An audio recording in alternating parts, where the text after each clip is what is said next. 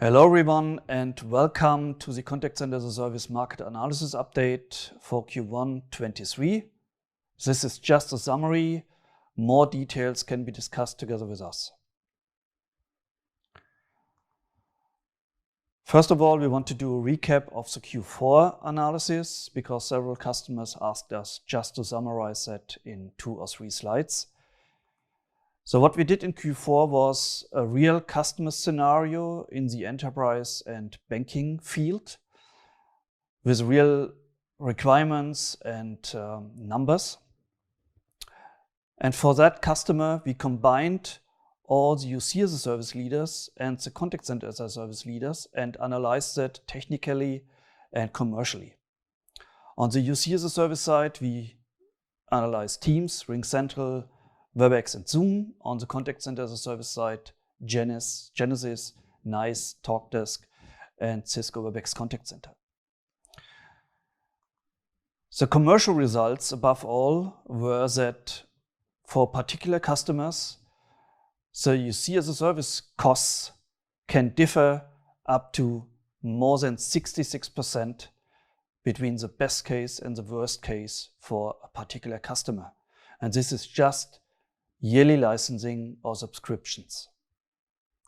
A similar result we saw for the leaders in the contact center environment. For this particular customer, up to 69% difference in costs between the best case and the worst case just for licensing in 1 year.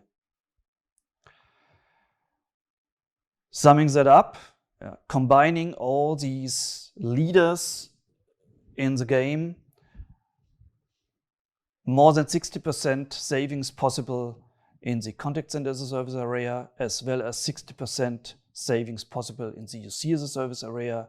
And if you combine both together, it's again greater than 60% cost savings potential if you combine the right vendors for your environment. If you want to see the full Q4 market analysis, please check out the QR codes or the YouTube links shown here on this slide.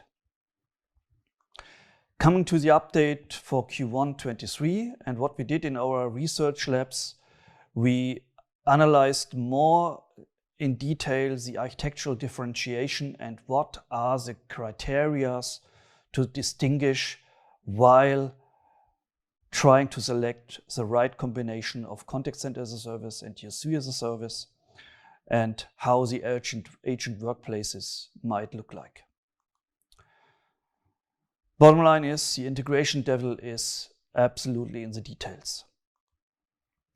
If you look on the left side, contact center as a service, how it is integrated, to the right side, which is UC as a service, and how are both environments integrated in AI services, as well as how is the calling integration, the PSTN integration done? Is it just only in the UC as a service environment, or is it also in the contact center as a service environment, which means do some of the contact center calls bypass UC as a service?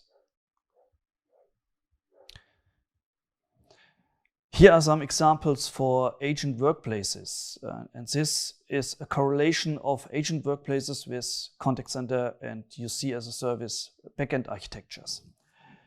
If you look into that, and this has to be discussed in much more time, one of the main discussion points is where do the contact center as a service calls terminate?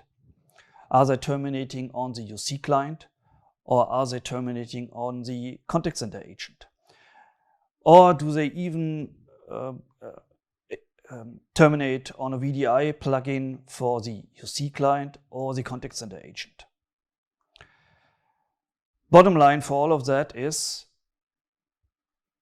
there are a lot of architecture integration gaps and nothing that was usual in the last 35 years can be taken as granted anymore. Everything is strongly dependent on the UC as a service, contact center as a service vendor combination.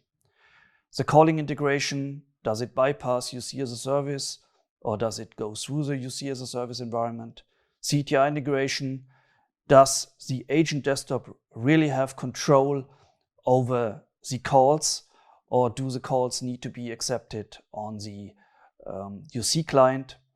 How does the presence integration look like? Things like, is the contact center as a service aware of the presence of the UC environment and the other way around? And how does it look like if an agent wants to communicate to the back office? Can you see and search the UC clients of the back office? Can you transfer calls into that direction? And how does this back office integration really look like? What are the customer requirements? And what are the use cases look like? Is it a scenario where the agent only do agent work? Or is it a scenario where agents do all the other work? And how does the UC integration look like? There are several combinations of contact center as a service and UC as a service which just work in a pure agent environment, but don't really integrate into UC workspace. On the agent workplace part, as I mentioned, where do the calls terminate? And one result that we saw, in case there is a wrong UC as a service and contact center as a service integration model chosen, it can be cases where the licensing costs at the end in the UC as a service environment will increase a lot.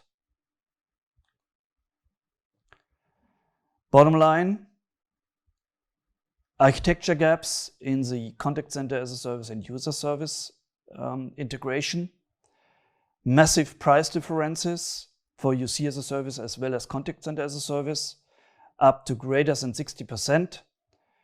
And it makes a lot of sense to really look into the details before ever selecting a contact center as a service and a UC as a service solution.